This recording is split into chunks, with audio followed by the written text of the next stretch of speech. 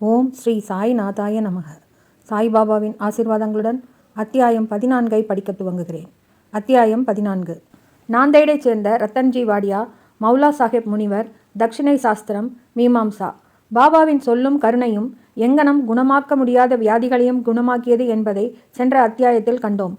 இப்போது பாபா எங்கனம் ரத்தன்ஜி வாடியாவை ஆசீர்வதித்து குழந்தையை அருளினார் என்பதை விவரிப்போம். இயற்கையிலேயே ஞானியினது வாழ்க்கையானது உள்ளும் புறமும் இனிமையானதாய் இருக்கிறது. அவரது பல்வேறு செயல்கள், சாப்பிடுதல், நடத்தல், அவரின் இயற்கையான மொழிகள் எல்லாம் இனிமை வாய்ந்தவை. அவர் தம் வாழ்க்கையோ பேரானந்தம் நிறைந்த மானுட உருப்பெற்றதாகும். தம்மை தமது அடியவர்கள் நினைப்பதற்கு வழிமுறையாக சாயி அதனை வெளியிட்டார். கடமை, செயல் இவற்றை பற்றி பல்வேறு கதைகளை அவர்களுக்கு சொன்னார். அது கடைமுடிவாக அவர்களை உண்மையான மதத்திற்கு இட்டுச் சென்றது. இவ்வுலகில் அவர்கள் மகிழ்ச்சியாக வாழ வேண்டும். ஆனால் அவர்கள் எச்சரிக்கையாய் இருக்க வேண்டும். வாழ்க்கையின் நோக்கத்தை அவர்கள் பெற வேண்டும், அதாவது ஆத்மானுபூதியை. முந்தைய ஜென்மங்களில் உள்ள நல்வினைகளால் நாம் இவ்வுடம்பை பெற்றிருக்கிறோம். பக்தியையும் விடுதலையையும் இவ்வுதவியை கொண்டு பெறுவது தகுதியுடையதாகும். எனவே எப்போதும் நாம் சோம்பலின்றி இருக்க வேண்டும். நமது குறிக்கோளையும் நோக்கத்தையும் பெறுவதில் நாம் எப்போதும் விழிப்பாய் இருக்க வேண்டும். நீங்கள் தினந்தோறும் சாய் லீலைகளை கேட்பீர்களானால் அவரை எப்போதும் காண்பீர்கள். நீங்கள் இவ்வண்ணமாக சாயியை நினைவூட்டிக் கொள்வீர்களானால் உங்கள் மனது அடிக்கடி மாறி ஓடித் திரிதலில் இருந்து விடுபடும். இவ்விதமாகவே சென்று கொண்டிருந்தால் அது முடிவாக சுத்த ஞானத்தில் இரண்டர கலந்துவிடும். நாந்தேடைச் சேர்ந்த ரத்தன்ஜி. இப்போது அத்தியாயத்தை சேர்ந்த ஒரு முக்கியமான கதைக்கு வருவோம். நைஜாம் சமஸ்தானத்தில் உள்ள நாந்தேடில் ஒரு பார்சி மில் கான்ட்ராக்டரும் வியாபாரியுமான ரத்தன்ஜி சாபூர்ஜி வாடியா என்பவர் வசித்து வந்தார். அவர் பெருமளவு செல்வம் சேகரித்து வயல்களையும் நிலங்களையும் பெற்றிருந்தார். ஆடு, மாடு, குதிரை, போக்குவரத்து வசதிகள் இவ்வளவையும் பெற்று மிகவும் சுபிட்சத்துடன் இருந்தார். புறத்தோற்றங்கள் அனைத்திற்கும் மிகவும் திருப்தி வாய்ந்தவராகவும் சந்தோஷமுடையவராகவும் காணப்பட்டார். ஆனால் அந்தரங்கமாகவும் உண்மையாகவும் அவர் அங்கனம் இருக்கவில்லை. எவரும் முழுமையும் செல்வந்தராகவும் மகிழ்ச்சியுற்றவராகவும் இருக்கக்கூடாதென்பது பரலோக தீர்ப்பாய் இருக்கிறது. ரத்தன்ஜியும் இதற்கு விதிவிலக்கல்ல. அவர் தாராளமானவராயும் தான தர்மசீலராயும் ஏழைகட்கு உணவு உடை அளித்தும் அனைவருக்கும் பல்லாற்றானும் உதவி புரிந்தார். மக்கள் அவரை நல்லவர், மகிழ்ச்சி நிரம்பியவர் என்று கருதினர். ஆனால் நெடுநாளாக தனக்கு ஆணோ பெண்ணோ எக்குழந்தையுமே இல்லாததனால் தமக்குள்ளேயே அவர் மிக்க துயர் கொண்டவரானார்.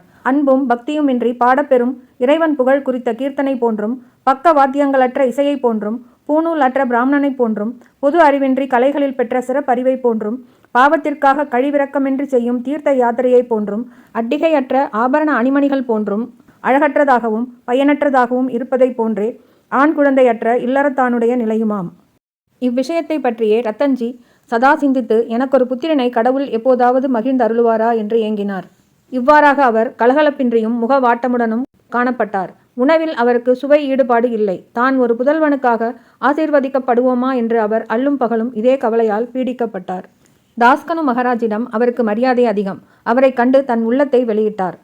தாஸ்கனுவும் அவரை ஷீரடிக்கு போகும்படியும் பாபாவின் தரிசனத்தை பெற்று அவர் தம் பாதங்களில் வீழ்ந்து ஆசீர்வாதத்தை பெற்று குழந்தை வேண்டுமென வேண்டிக் கொள்ளவும் அவருக்கு அறிவுறுத்தினார். ரத்தன்ஜிக்கு இக்கருத்து பிடித்தது. ஷீரடிக்கு போகவும் தீர்மானித்தார். சில நாட்களுக்கு பின்னர் அவர் ஷீரடிக்கு சென்று பாபாவின் தரிசனத்தை பெற்று அவர் பாதங்களில் வீழ்ந்தார். பிறகு தம் கூடையை திறந்து ஒரு அழகிய பூமாலையை எடுத்து அதை பாபாவின் கழுத்திலிட்டு கூடை நிறைய பழங்களையும் சமர்ப்பித்தார். பாபாவுக்கு அருகில் மிக்க மரியாதையுடன் அவர் அமர்ந்து பின்வருமாறு வேண்டத் தொடங்கினார். இக்கட்டான நாட்களில் இருக்கும்போது அநேகர் தங்களிடம் வருகிறார்கள். தாங்கள் அவர்களின் துன்பங்களை உடனே துடைக்கிறீர்கள். இதை கேட்டு நான் தங்களது பாத கமலத்தை அடைக்கலம் புகுந்தேன். ஆகவே தயவு செய்து என்னை ஏமாற்றாதீர்கள். பாபா ரத்தன்ஜி கொடுக்க இருந்த ரூபாய் 5 கேட்டார். ஆனால் 3 ரூபாய் 14 பைசாவை தாம் முன்னரே வாங்கி கொண்டு விட்டதாகவும் மீதத்தையே கொடுக்க வேண்டும் என்றார். ரத்தன்ஜி பெரிதளவில் குழப்பமடைந்தார். பாபா என்ன கூறினார் என்று அவரால் புரிந்து கொள்ள இயலவில்லை. அவர் ஷீரடிக்கு செல்வது இதுவே முதல் முறை. முன்னமே 3 ரூபாய் 14 பைசாவை தாம் வாங்கி கொண்டதாக பாபா கூறியது எங்கனம் என்று அவர் நினைத்தார்.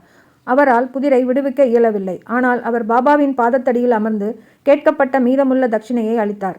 பாபாவிடம் தாம் வந்த காரணத்தை முழுமையும் விளக்கி கூறி அவருடைய உதவியை கோரினார்.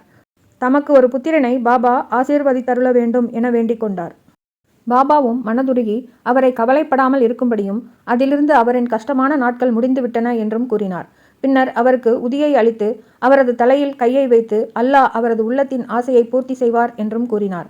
பின்னர் பாபாவிடம் விடை பெற்று கொண்டு நாந்தேடுக்கு திரும்பி ஷீரடியில் நடந்த எல்லாவற்றையும் தாஸ்கனுவுக்கு கூறினார். அங்கு எல்லாம் நன்றாகவே நிறைவேறியதாகவும் தாம் பாபாவின் தரிசனத்தையும் ஆசீர்வாதத்தையும் பிரசாதத்துடன் பெற்றதாகவும், ஆனால் அவரால் ஒன்றை மட்டும் புரிந்து கொள்ள முடியவில்லை என்றும் கூறினார். பாபா அவரிடம் தாம் ஏற்கனவே 3 ரூபாய் 14 பைசாவை வாங்கிக் கொண்டதாக கூறினார். இக்குறிப்பினால் பாபா என்ன கூறுகிறார் என்பதை தயவு செய்து விவரியுங்கள். நான் ஷிரடிக்கு போனதே இல்லை. பிறகு பாபாவிடம் அத்தொகையை நான் எவ்விதம் கொடுத்திருக்க முடியும் என்று தாஸ்கனுவிடம் கூறினார். தாஸ்கனுவுக்கும் அது ஒரு புதிராகத்தான் இருந்தது. அதை பற்றி பெரிதும் அவர் நீண்ட நேரம் சிந்தித்தார். சிறிது நேரத்திற்கு பிறகு பின்வரும் நிகழ்ச்சி அவர் கவனத்திற்கு வந்துற்றது. சில நாட்களுக்கு முன் ரத்தன்ஜி மௌலா சாஹேப் என்ற ஒரு முகமதிய முனிவரை வரவேற்று அவரின் வரவேற்பு உபசரணைக்காக கொஞ்சம் பணம் செலவழித்தார். மௌலா சாஹேப் நாந்தேட் மக்கள் நன்றாக அறிந்த ஒரு முனிவர். போர்ட்டர் செயின்ட், சுமை தூக்கும் தொழிலாளியாக வேலை செய்தவர். ரத்தன்ஜி ஷீரடிக்கு போக தீர்மானித்த போது இந்த மௌலா சாஹேப் தற்செயலாய் ரத்தன்ஜியின் வீட்டிற்கு வந்தார். ரத்தன்ஜி அவரை அறிந்திருந்தார். அவரிடம் அன்பு செலுத்தினார். எனவே அவரை கௌரவிக்கும் முகமாக ஒரு விருந்து கொடுத்தார். தாஸ்கனு ரத்தன்ஜியிடமிருந்து விருந்து உபசரிப்புக்கான செலவு குறிப்புகளை வாங்கி பார்த்தார். எல்லாம் சரிநுட்பமாக 3 ரூபாய் 14 பைசா ஆகியிருந்தது. அதற்கு கூடவோ குறையவோ இல்லாதது கண்டு எல்லோரும் ஆச்சரியத்தால் செயலிழந்தனர். அவர்கள் பாபா எங்கும் நிறை பேரறிவுடையவர் என்பதை அறிய தலைப்பட்டார்கள். ஷீரடியில் வாழ்ந்தாலும் ஷீரடியிலிருந்து நெடுந்தூரம் உள்ள வெளியிடங்களில் நடப்பதையும் அவர் அறிந்திருந்தார்.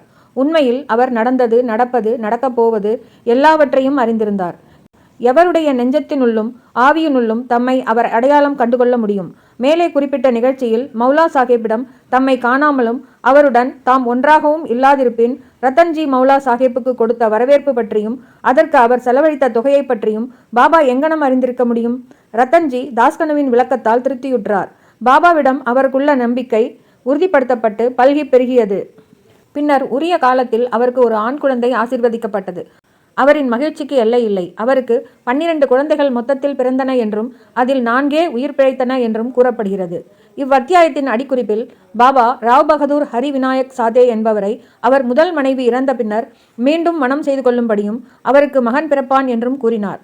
சாதே 2வது மனம் புரிந்து கொண்டார். இம்மனைவி மூலம் அவருக்கு பெண் குழந்தைகளே பிறந்தன.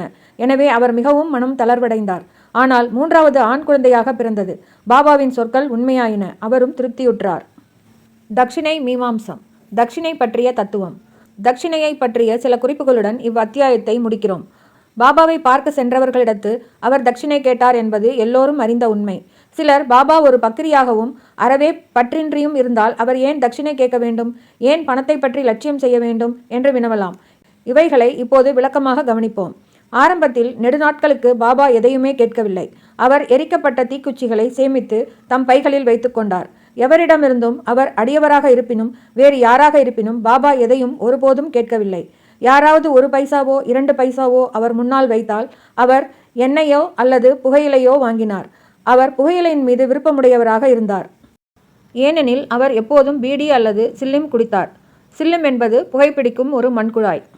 பின்னர் சிலர் ஞானிகளை வெறும் கையுடன் பார்க்கக்கூடாது என்று நினைத்தனர். எனவே அவர்கள் பாபாவின் முன்னால் சில செப்பு காசுகளை வைத்தனர். 1 பைசா கொடுக்கப்பட்டால் அதை அவர் பைக்குள் போட்டுக்கொள்வார். 2 பைசா நாணயமாக இருந்தால் அது உடனே திருப்பி கொடுக்கப்படும்.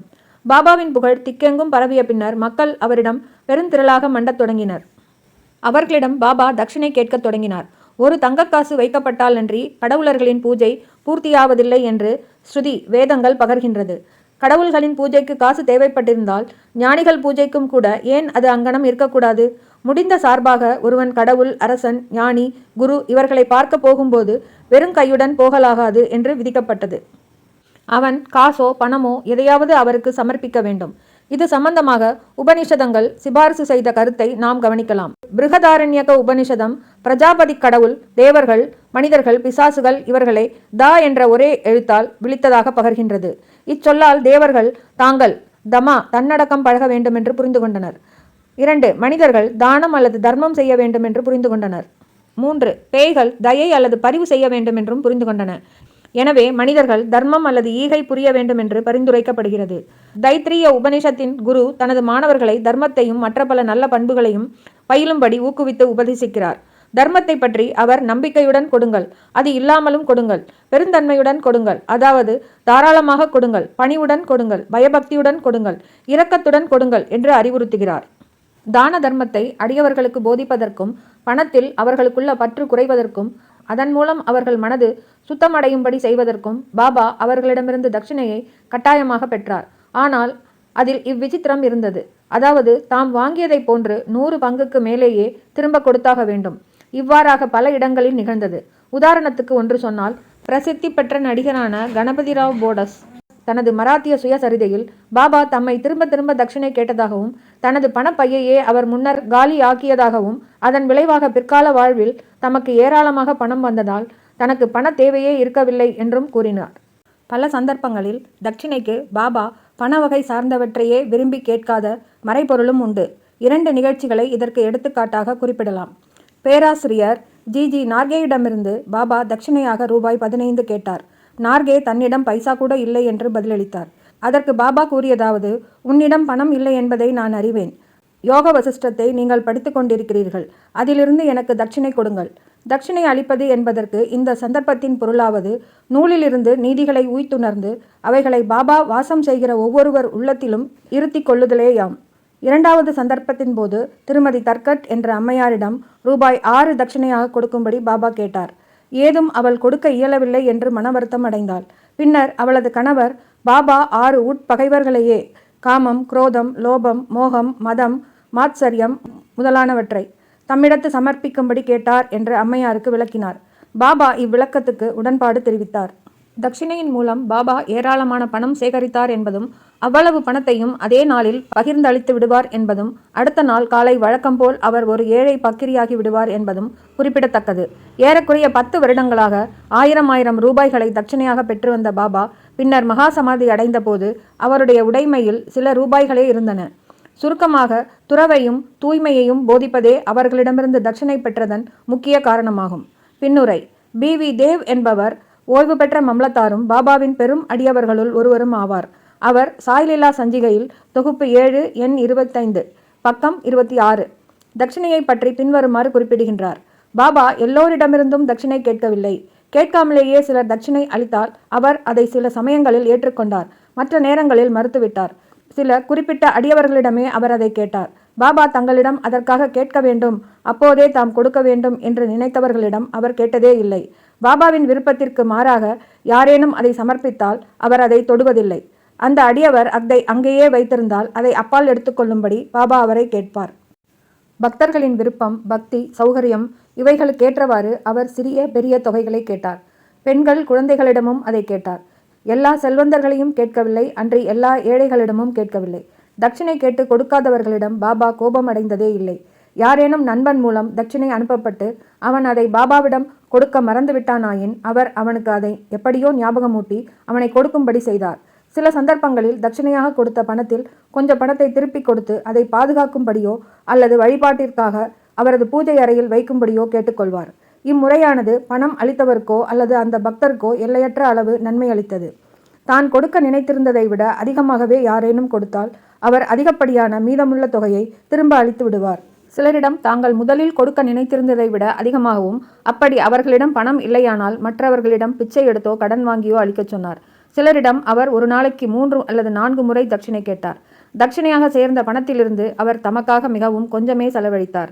அதாவது சில்லிம் என்ற புகைக்குழாய் வாங்குவதற்கும் துனி என்ற புனித அடுப்பிற்கு எரிபொருள் வாங்குவதற்கும் செலவழித்து மிச்சமனைத்தையும் பல்வேறு மனிதர்களுக்கு வேறுபடும் விகிதங்களில் தர்மமாக பகிர்ந்து அளித்தார்.